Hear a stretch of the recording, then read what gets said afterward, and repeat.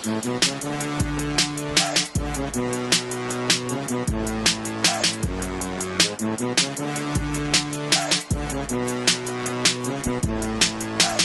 podcast coming to you on April 19th. Actually, this links on April 20th, 2022, 420, of course.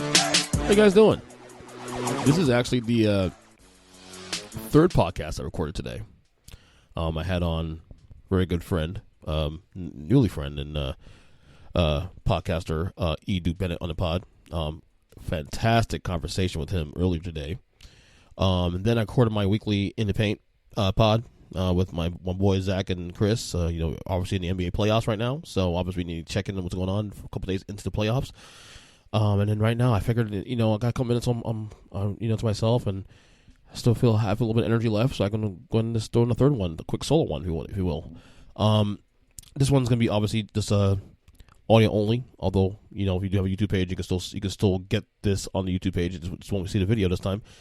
But yeah, of course, this podcast, subscribe to all podcast catchers. Pretty busy. Like normally, so Tuesdays is like the one day where I have the most time to record podcasts, because, that's the week I'm dedicated to everything else. Thursday nights I record Take 3 Wrestling. That takes up about 2 hours of my time.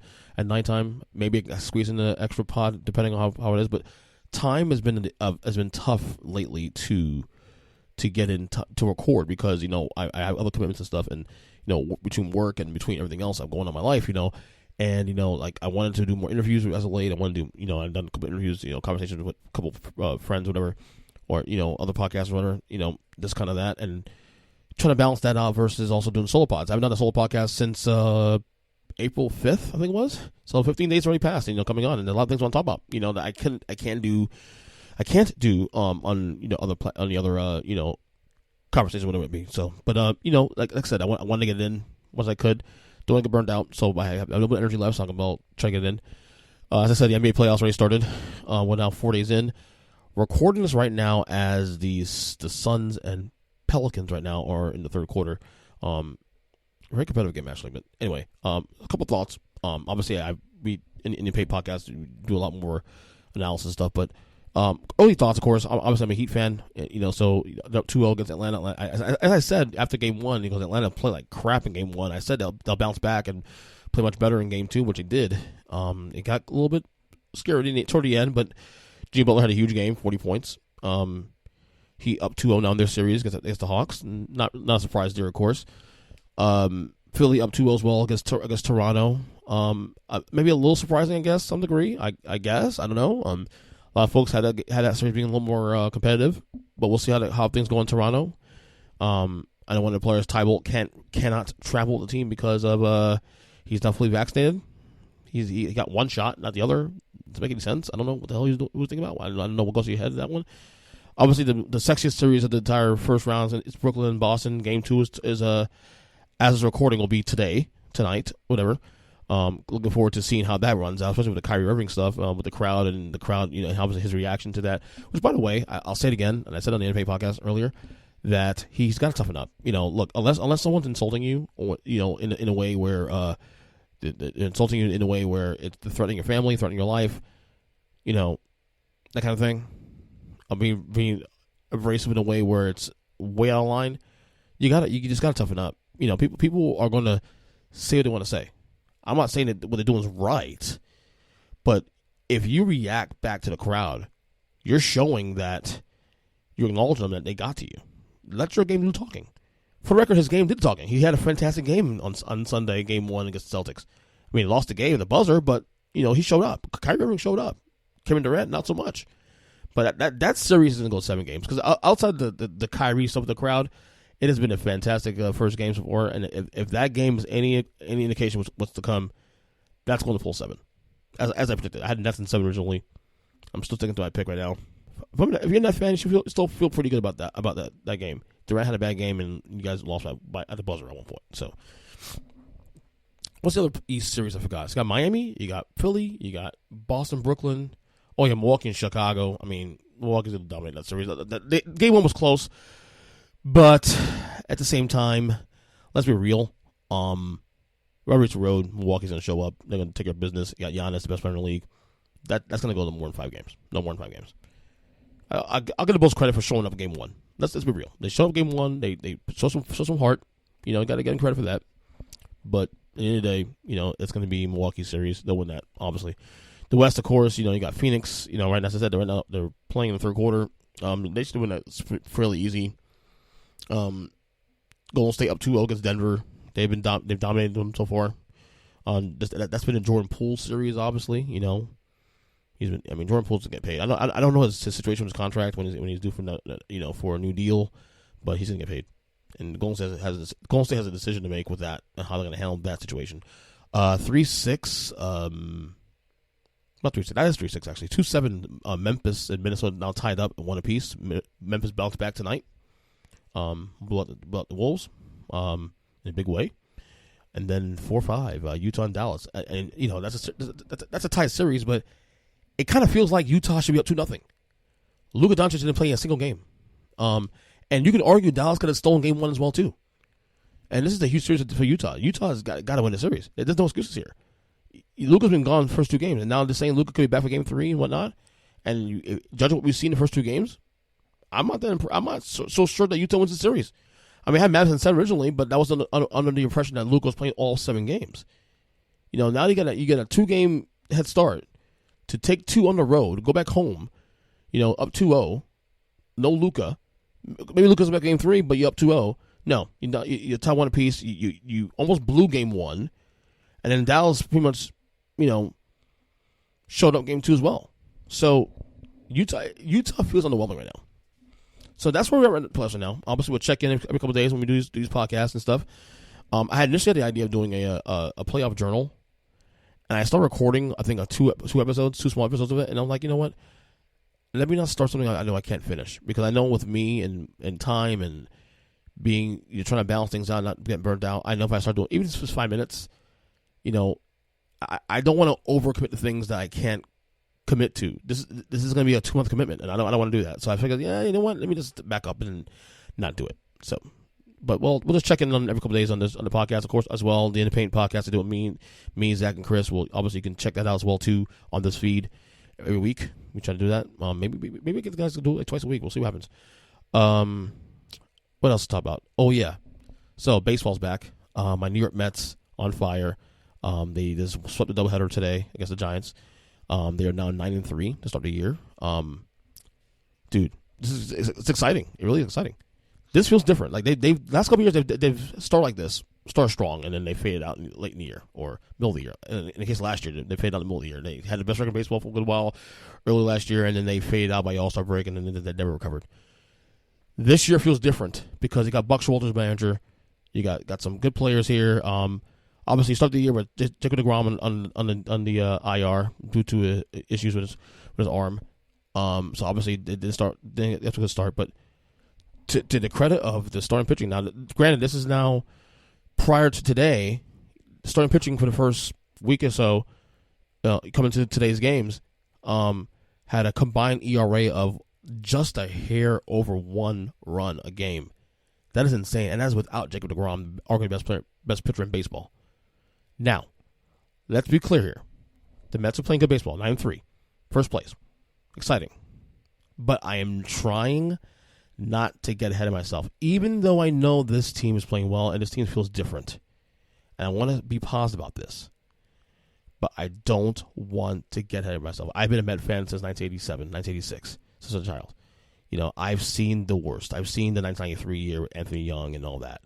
You know, the bottom of the barrel. I've seen successes too. You know, granted, I was alive for the '86 World Series, but I wasn't old enough to really enjoy it because I was only 6 years old. But I've seen a couple of World Series runs here. You know, obviously 2000 against the Yankees. You know, losing the Yankees, and then 2015, a couple of years ago against the Royals. It seemed like ages ago now when you think about it. But I don't want to get ahead of myself because it's a long year. It's 162 games. We're only 12 in. So there's a lot to be very, careful about here.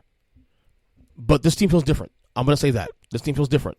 And if this team can still play like this, keep the head above water, if not for the NL East, at least a wild card, and pray to God to get DeGrom back by, say, July, August, It's gonna be a big year for the Mets. Finally, it's gonna be the year. I mean, I say that every year. I say it every couple of years when they're supposed to contend. But this team feels a little different. There's a different vibe of this team. There's a togetherness of this team. You've seen, obviously some of the fighting that would, players. I think it was the first series of the year against wasn't Arizona, against Philly, who it was, and players get hit by pitches and players come in defending themselves and whatnot, and Showalter doing the same thing too. Things like that resonate positively in a clubhouse. And I don't want to get ahead of myself, but this team does feel different. It does feel different. But again, I'm going to enjoy the process.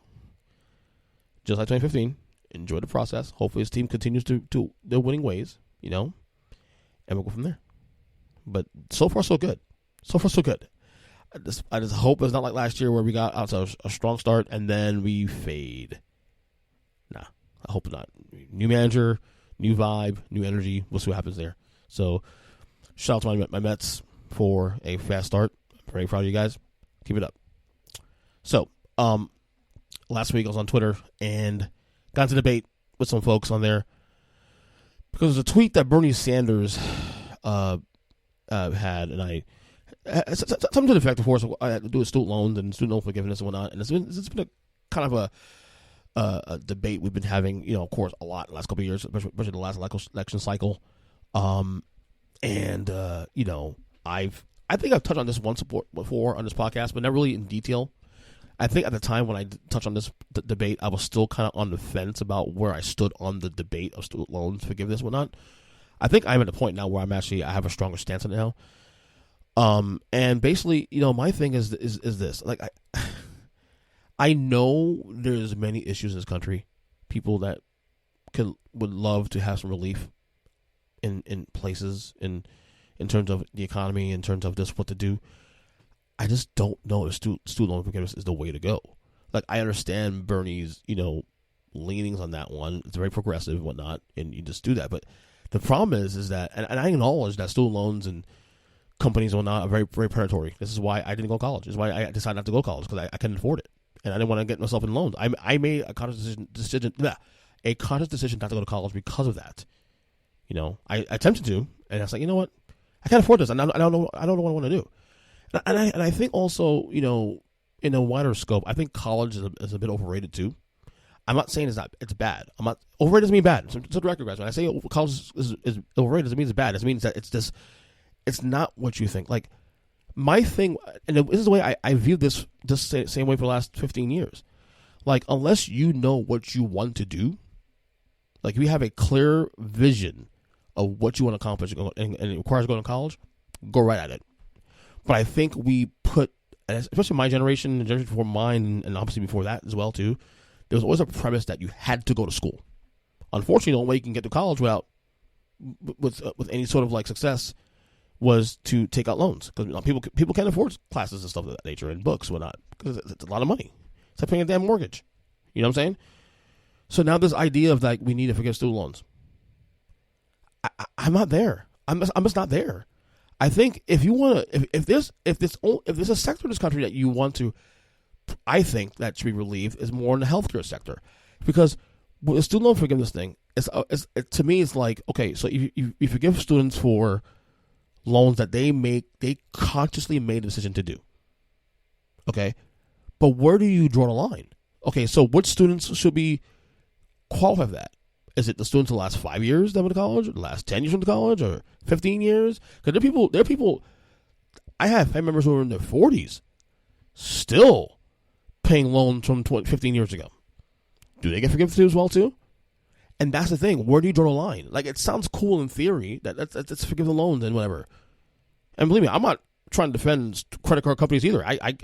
And credit cards and student loan companies either, because as I said, they're very predatory. I totally get it. But if you make a conscious decision to take a loan out in the same way you take a decision to make a loan on a car or a loan on a home or any decision, why should people like us, taxpayers, pay for that? Because ultimately, what's going to happen? Say this actually does happen. Who's paying for it? It comes on the taxpayers. And why should taxpayers like myself, who didn't go to college, be stuck with a bill that otherwise had nothing to do with. Now, I've heard some debates on this in the past. My wife and I have had debates about this, and my wife and I we do clash a lot on these topics because her and I, I'm a lot more moderate conservative than she is. She's a lot more liberal than I am, so we do have a lot of clashing, butting heads when it comes to topics like these. I always told her that I'm not for free college. I think free college is never free because someone's had to pay for it. I am for affordable college, but not free college. The terminology is probably what skews everything else. To be honest with you, it's not free. It's free on the front end, but someone's paying for that. That's coming out of your tax. That's coming out of taxpayers. You know what I'm saying? To me, if you want to provide relief to this country, and real relief that's going to be consistent across the board, you start at healthcare. To me, that's where you start at. It's healthcare. Healthcare is where I believe you can have a lot of good traction when it comes to, real financial relief and help, especially today with inflation. Student loan debt's not going to do. It's not going to move the needle because first off, for someone like me, for example, who can use relief as well too, I didn't go to college. So what break am I getting there? Whereas healthcare is a bigger bubble, a more effective bubble, if you will. Whereas student loans, again, that's it. You made an individual choice to take out loans. Be responsible and pay it back. I don't understand why. Again, I think Bernie and those folks mean well when they say what they say, but it doesn't move the needle for me personally. Some people say, hey, well, they should. I've yet to heard a good argument for it, to be honest with you, that it's convinced me to otherwise change my position. So I went from last year on the fence, and now I think I am at a point where I agree that you can't. I don't know. You need someone needs to sell me on a better argument that it's the right way to go, and just because I need relief. Because again, if this was actually legislated through Congress, it's not going to just wipe away. Someone's got to pay for that, and that ultimately comes down to taxpayers. So just think about the big picture. That's all I will say about that. What else? Yesterday, so a bunch of airlines. I don't remember exactly the airlines. I think American Airlines is one. I think Delta was another one. But a couple of airlines have officially relaxed the mandatory mask mandates for travel. It's obviously another polarizing topic because of the mandates when it comes to masks and all that, and vaccines. And let me just say for the record, I agree with what they're doing. I think the mandate should be done and done over with. I mean, that may sound controversial. That's okay.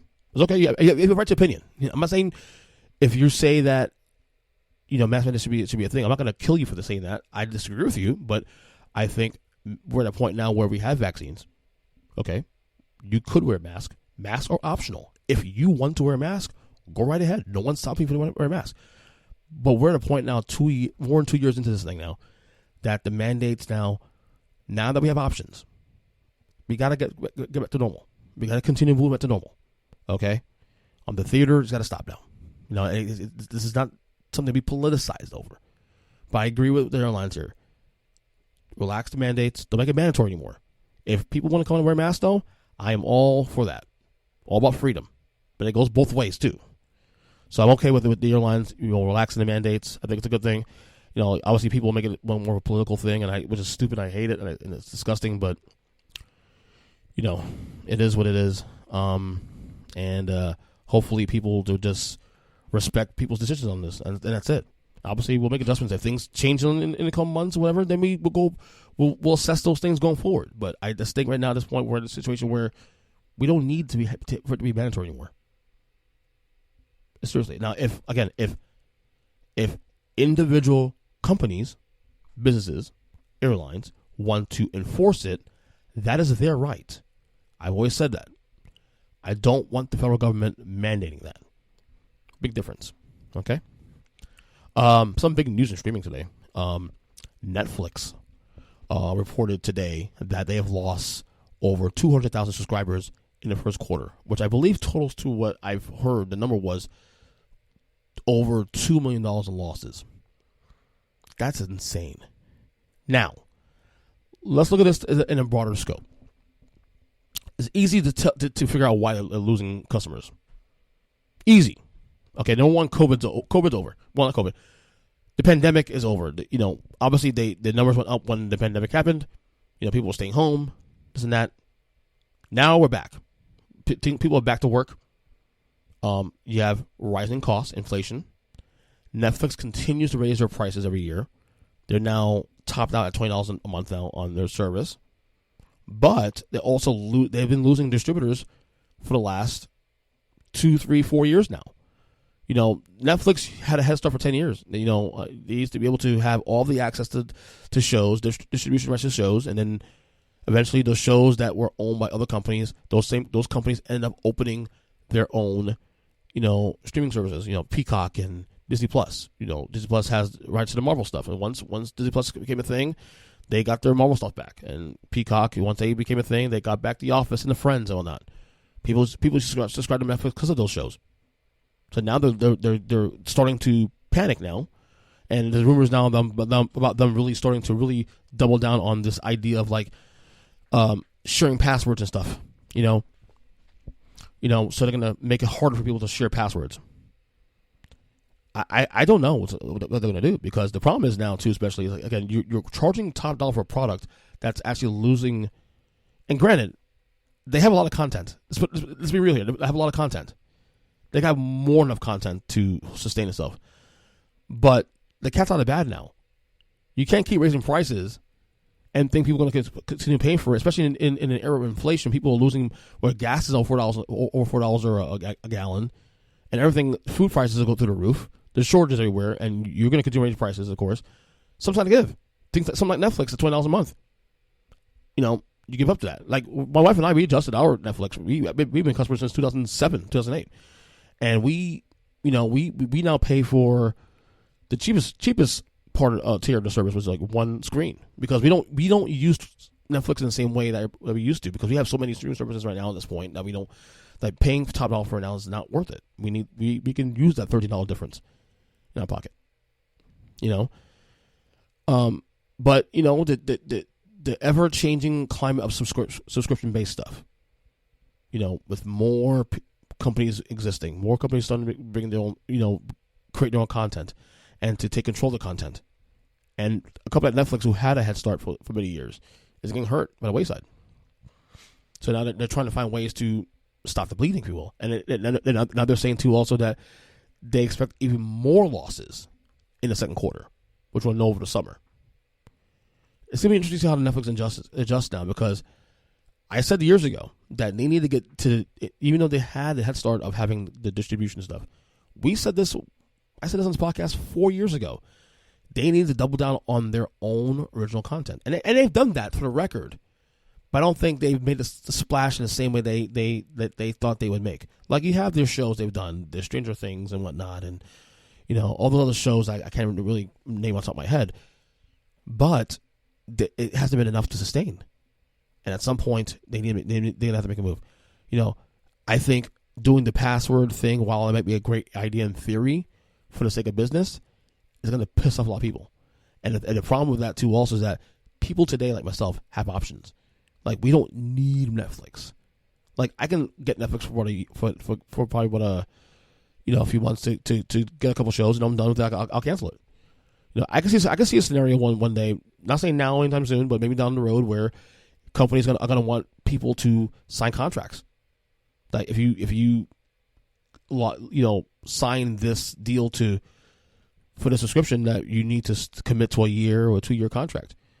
I know cable companies started doing that recently, in recent years to keep customer base, which of course is bad. I don't like that, because I want to have options. Again, when I tell people about the beauty of subscription based stuff now too, it's not the money. Because people saying, oh, the cable this is getting higher to the point we're getting cable. No, the real freedom of this is the freedom, especially, to choose what you want. Remember, when you get cable, you're paying for a lot of channels that you probably don't even realize you're paying for, that you don't even want. Okay? So someone like me who gets cable in a bundle, basic bundle, I'm paying for like channels I don't only care for, like Lifetime and other these cooking channels I don't really care for. But you pay for it, though, in your bundle. At least with HBO Max, with Netflix, with Hulu, you have an option to stop it or continue it. Anytime you want. You know what you're paying for, and then if you don't want any more, you just stop it. Whereas cable is a little bit different. Now, the only angle, obviously, with cable the only issue I have with cable at this point now, where I've been struggling with, is sports. And yes, I do get NBA League Pass. I pay for it all the time. I love it. Or I'll order MLB at bat. MLB. But I've had issues with local games. Like, okay, for example, for me, the Miami Heat. I have to need to watch Miami Heat games on my TV. I have to have Comcast because Bally Sports, which is the home of the Miami Heat, is only available on that platform. Have yet to figure out their situation with Hulu Plus, with YouTube TV, with other streaming services. Again, this is a very, very telling era of streaming services now. We're going to see where this goes. This is interesting. We just heard today, Apple Plus is about to have the rights to the direct, to the NFL Sunday Ticket. DirecTV's had that for many years.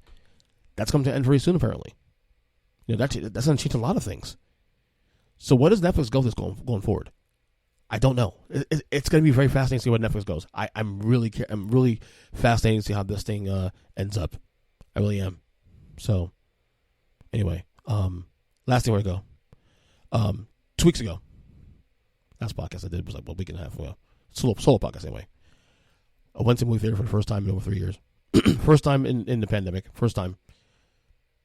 Saw Sonic the Hedgehog 2, which actually was a really good movie. I didn't see the first one, but we saw the second one for my son's 9th birthday. We decided to go as a family, my wife and I and the kids and a couple friends. And my brother-in-law, of course, too. Great movie. First time in the movie theater in 3 years. Now, I've spoken before in the past, even before COVID, that movies, to me, have been not much of a priority like it used to be growing up. I've become more of a TV show guy, and then I think I admitted like a couple years ago on the podcast that I might go to the movies like once or twice a year. Whereas before that, I used to go to movies like minimum 7-8 times a year. Largely because a lot of it because of the fact that prices, yes. Also, me want to be home all the time, but also the fact that there's nothing worth watching in the movie theaters anymore. Like that's a big blockbuster. I don't really care. Why would I spend $40, $50 on a movie that I don't really want to see in theaters like I was just watching in person? But I will say this much though: going to movies with my family was fun because, there is a sense of appreciation I have now. I think for going to theaters and getting popcorn and being able to be in a big screen and just be able to be in an environment where everybody's laughing and watching whatever it may be. It was kind of fun. It took me back to a little bit to where years ago when I used to love going to movies and enjoy just the process of going to movies. That doesn't mean I'm going to start going to movies all the time now. I mean, it's got to be worth my while. You have to find ways to drag me out of the house to do something like that. Now, obviously, this was special because of my kids. They wanted to see the movie Sonic the Hedgehog 2, which is actually fantastic. Again, funny movie. Jim Carrey was fantastic in it. But it's tough, because just like we talk about subscriptions with Netflix and other companies, movies have to make adjustments now because now companies are starting to put movies movies to streaming already. Like the Batman movie is now already on HBO Max. Things of that nature. They have to adjust now. The business model, if you will, and it was already on the downside as it was, and then the pandemic only exacerbated the issue. So, but it was fun. It was actually a lot of fun. I don't know if when I'll go again because I don't. For example, I don't see any movies that are coming up in the next couple months that are must see theater for me anyway. There's nothing right for me that I really want to. I'm gravitating to watching and seeing immediately in the moment right now. I'll save my money for that. Plus, I love being home anyway. I'm a homebody, so there's really no motivation for me to go to movies right now, unless there's a big Marvel movie coming out or some of that nature. So, but I will say I had a good time. I had a good time. It was nice being in the theater the first time in 3 years. Pre-COVID. So anyway. You know what? That will do it for this podcast for now. I just want to do a quick solo. I'm happy to get it in. Again, I'm on Twitter at EJPrison7, Earnestly Podcasts across all podcast catchers. And again, check out all the little side pods I'm here on this feed. In the Paint, Take the Wrestling. I'm about to launch Wrestling Retrospective very soon. Things of that nature. Football's awesome when football starts, of course. So, till then, we'll talk soon. Love you guys. Take care, and see ya.